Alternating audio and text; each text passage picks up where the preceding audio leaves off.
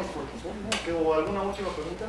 Yo nada más quería hacer un apunte, ¿no? O sea, usted habla de que habría que agotar todas las leyes institucionales antes de pensar. No, yo no dije eso. No dije eso, no. Entonces, ¿cuál es el comentario de...? Yo dije que eso hizo Madero, y yo que estudiaba los pueblos revolucionarios en América Latina y los pueblos revolucionarios mexicanos, digo que primero la vía armada es desastrosa.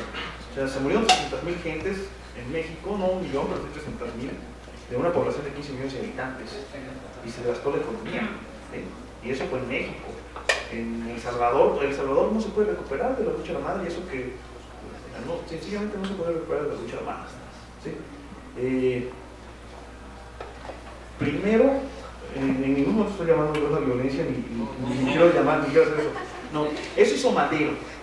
En el estudio de la tecnología de las armas, que como ustedes saben también es algo que me interesa, de la teoría y de la historia militar, encuentro que ya no es una vía, que actualmente está cerrada, pero no todos saben eso, ¿sí? Entonces, lo que debemos hacer, los que estamos seguros, entre otras muchas cosas, de que la armada no es una vía, de que eso que se llamó la vía armada, todo lo que platicamos, que luego vamos a entrar más en eso hoy al principio de la clase, o sea, toda esa gente que le apostó a la vía armada, hay mucha gente que sigue apostando a la vía armada. Entonces, los que sabemos que la vía armada no es vía, somos los que tenemos que hacer posible que no se cierren las otras vías. El propio Che Guevara, a propósito también de lo que hablábamos hoy en clase, el Che Guevara explica en la guerra de guerrillas, que es el gran acercamiento teórico de Che Guevara a la metodología guerrillera, ¿sí? En la guerra de guerrillas, el Che Guevara dice: solo es factible impulsar el foco guerrillero en América Latina y en los países que tienen dictadura militar, porque en los otros países la apariencia del modo democrático hace que las fuerzas progresistas siguen creyendo en el juego democrático, ¿sí? Eso fue Che Guevara en la guerra de guerrillas. Entonces, ¿qué hacemos? Si cerramos los cauces pacíficos, y si esa gente que cree que todavía existe la vía armada se da cuenta que los cauces pacíficos, se van a lanzar a la guerra. Entonces, ese es el llamado de atención que va a hacer. Hay que impedir que se cierren, porque se están cerrando. Se están cerrando los cauces de negociación del régimen con los que están opuestos al régimen. Se está cancelando la representatividad de los representantes. O sea, cada vez hay menos gentes que creen que los diputados lo representan o representan algo. Pero están cerrando los cauces. Y eso, a mí no. O sea, yo, por más que cerrados que estén, no me voy a la sierra. No voy a agarrar un Kalashnikov para irme a la sierra. ¿Por qué?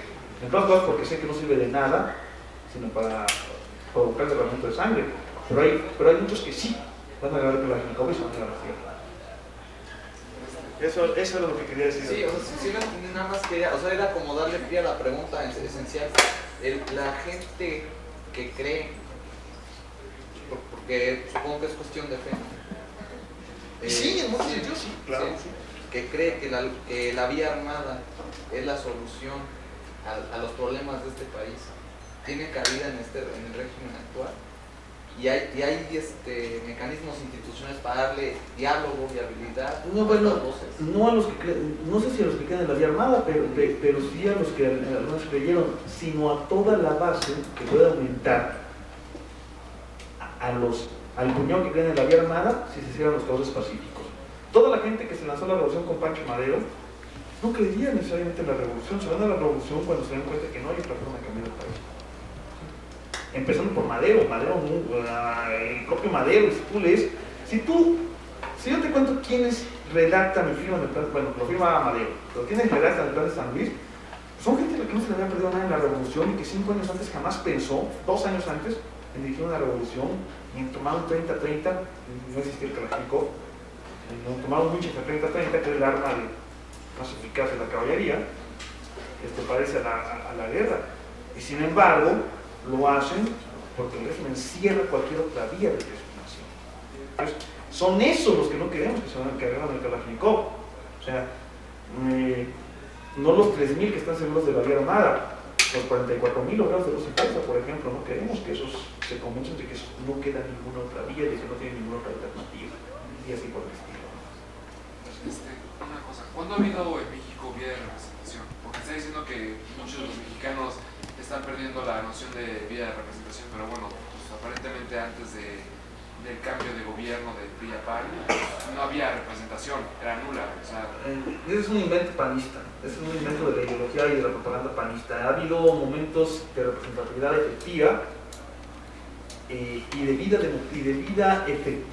parlamentaria efectiva, al menos en la década de 1867-77, al menos en el año de 1912 y 13, en que hubo elecciones realmente libres y una real representatividad en el Congreso y una vida actísima en el Congreso. Luego ese Congreso, que es la 26 legislatura, fue disuelta por Huerta. Y al menos, aunque ustedes no lo crean, entre 1918 y más o menos 1940, las elecciones, no las presidenciales, la sucesión presidencial se resolvía a balazos sistemáticamente en ese periodo, pero las legislativas no, o no totalmente. Y había una gran vida parlamentaria y un poder legislativo que sí le hacía contrapeso al ejecutivo. Entonces, sí ha habido periodos de mucha mayor vida parlamentaria y de mucha mayor representatividad, independientemente de si representan o no, si hubo o no elecciones libres, ¿sí? Hablo de la percepción de la ciudadanía, no de la efectividad del sufragio, retornando al lema de Madero y de Díaz, dicho sea el paso, al lema con el que Díaz subió al poder, pero sí de la percepción de la gente. Y la percepción de la gente, digamos, de 67 a 1880 más o menos, ¿sí? Hasta que el porfiriato empezó a convertirse en el régimen autoritario de Tepore. Y de 1918 a 35, 36, digamos 37, sí hay una percepción de que se ocurre eso y una real vida parlamentaria. pero a partir del 37 en adelante no. Entonces, y actualmente los de las SME y los mexicanos, las generaciones de hoy en día, han vivido a partir del 37, no del 18. No, pero creímos que entre 2000 y 2006 sí, un poco, o al menos entre 2000 y 2003, o al menos en cuanto al Congreso, desde 88 empezó a abrirse. Y desde 88, independientemente de que se abría o no se abría, de que hubiera fraude o no hubiera fraude, empezamos a creer que por esa vía era posible y de que poco a poco se iban ganando escaños, representación real y actividad real en el Congreso. Pasaba o no pasaba. Había la percepción a partir de 88 y a partir de que entran personajes como Muñoz Ledo y Virginia Martínez al Senado de la República y todos los diputados que entran, Vicente Fox, desde Vicente Fox hasta Félix Salvador Macedonio, de que era posible por ahí. Y no solo de que era posible, sino de que se estaba haciendo poco a poco. No fue tan poco a poco, fueron 12 años es un tramo corto, ¿sí? Y esa percepción empezó a votarse, yo no sé si a partir de 2003 o 2006, yo creo que de 2006, ¿sí? Pero hasta 2006, pasara o no pasáramos, quejáramos o no nos quejáramos de los diputados, existía esa percepción de que se estaban conquistando esos lugares en los que estaba ocurriendo, ¿sí? Pasara o no pasara, ¿sí? No sé. Bueno, antes de pasar, pues... Bueno, eso me parece, digo, no estoy seguro, pero eso último es algo que me parece a mí. ¿Quieres contestar? ¿Quieres contestar?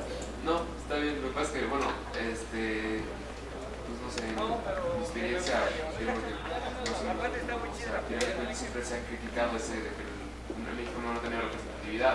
De hecho, en las elecciones se ve como en las últimas elecciones ha habido más, ¿más qué?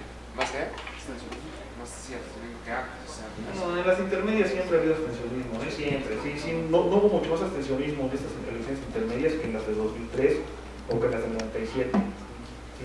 O que en las del 91, que son las 4 grandes elecciones intermedias de este proceso, ¿no? No, es típico esto, digo, en ese sentido, ¿no? En otros sentidos es más grave, no en el abstencionismo. Es en el sentido de todos los que fuimos a votar, pues muy arregladientes. En mi caso fue eso, ¿no? Bueno.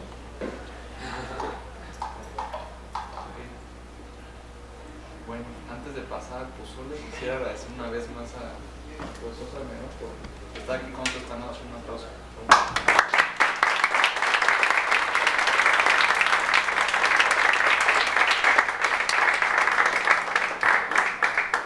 Estos libros los compramos de la representación sección de economía. La dinámica es la siguiente: abajo de las sillas hay papel.